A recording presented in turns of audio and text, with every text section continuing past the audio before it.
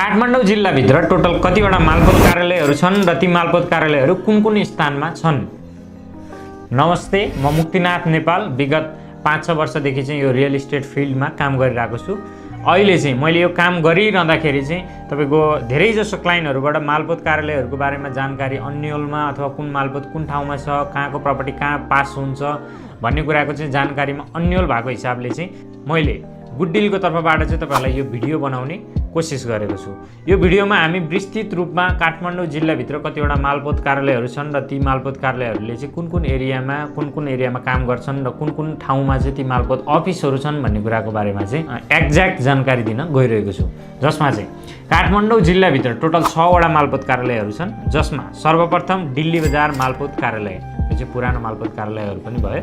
दिल्ली बजार मालपोत कार्यालय चाहिँ दिल्ली बजार हुलाक अफिसको ठ्याक्कै पछाडिपट्टि साइडमा छ। तपाईले पिपल बोर्डबाट उताबाट आउँदाखेरि यता बागबजारपट्टि आउँदा राइट ह्यान्ड साइडमा, बागबजारपट्टिबाट जाँदा चाहिँ तपाईको लेफ्ट ह्यान्ड साइडमा चाहिँ तपाईले दिल्ली बजार मालपोत कार्यालय पाउन सक्नुहुनेछ, जसको चाहिँ कार्यक्षेत्र रहेको छ यतापट्टि यो काठमाडौँ महानगरपालिका भयो। काठमाडौँ महानगरपालिकामा पनि विशेष गरी रिङ रोड भित्रको एरियाहरू, दिल्ली बजार आसपासको एरियाहरू चाहिँ दिल्ली बजार मालपोत कार्यालयबाट कारोबार हुने गर्दछ।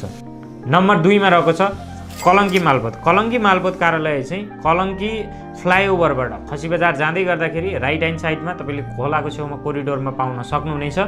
कलङ्की मालपोत कार्यालयले चाहिँ तपाईको कलङ्की एरिया, स्विचटार एरिया, नागार्जुनको माथिल्लो एरियाहरूको चाहिँ घर जग्गाको चाहिँ कारोबार गर्ने गर्दछ।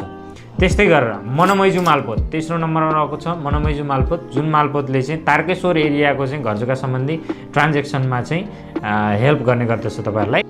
मनमैजु मालपोत कार्यालय चाहिँ तपाईले लोकतान्त्रिक चोकबाट थोरै अगाडिपट्टि साइडमा चाहिँ मनमैजु मालपोत कार्यालय पाउन सक्नुहुनेछ, जसले चाहिँ तपाईको तारकेश्वर एरियाको सम्पूर्ण वडाहरूको कारोबार प्रपर्टी ट्रान्ज्याक्सन चाहिँ त्यहीँबाट नै कार्य सम्पादन गर्ने गर्दछ।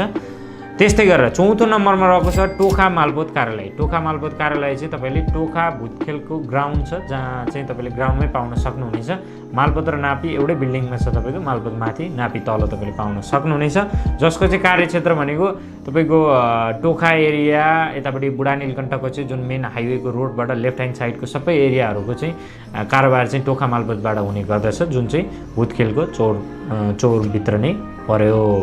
अर्को मालपोत कार्यालय रहेको छ चाबेल मालपोत कार्यालय, जसले चाहिँ तपाईको बुढा नीलकण्ठको यो मेन ठाडो हाइवेबाट राइट ह्यान्ड साइडपट्टिको साइडमा उता गोकर्णबाट वारीपट्टिको साइडमा एरियामा चाहिँ तपाईको कारोबार गर्ने गर्दछ, जसको चाहिँ मालपोत कार्यालय चाबेलको चाहिँ ओम हस्पिटलको थोरै तलपट्टि कोरिडोरको भित्रपट्टि साइडमा छ। बिचमा चाहिँ यतापट्टि गोपीकृष्ण हलपट्टि साइडमा आएको थियो त्यो अस्थायी रूपमा, तर अहिले चाहिँ पहिला मालपोत कार्यालय रहेकै बिल्डिङमा चाहिँ फेरि पुनर्निर्माण गरेर चाहिँ त्यही बिल्डिङमा आएको छ, जसको कार्यक्षेत्र चाहिँ मैले अघि नै भनिहालेँ त्यही चाबेल आसपासको एरियाहरू चाहिँ भए।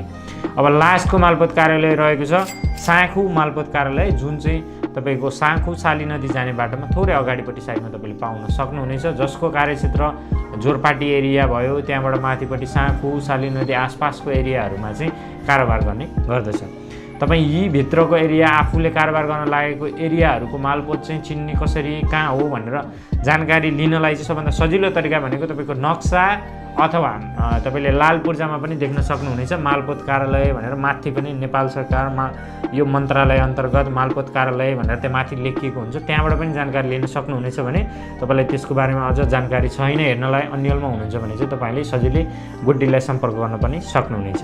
यस्तै इन्फर्मेटिभ भिडियोको लागि अथवा घर जग्गा किन्दाखेरि तपाईको बिना कानुनी झन्झट एकदम विश्वासिलो भरपर्दो र पारदर्शी तरिकाले सही कानुनी परामर्शको साथमा उज्जवल समृद्ध भविष्यको लागि चाहिँ घर जग्गा किनबेच गर्न चाहनुहुन्छ भने चाहिँ तपाईले सम्झिनै पर्ने नाम गुड डिल।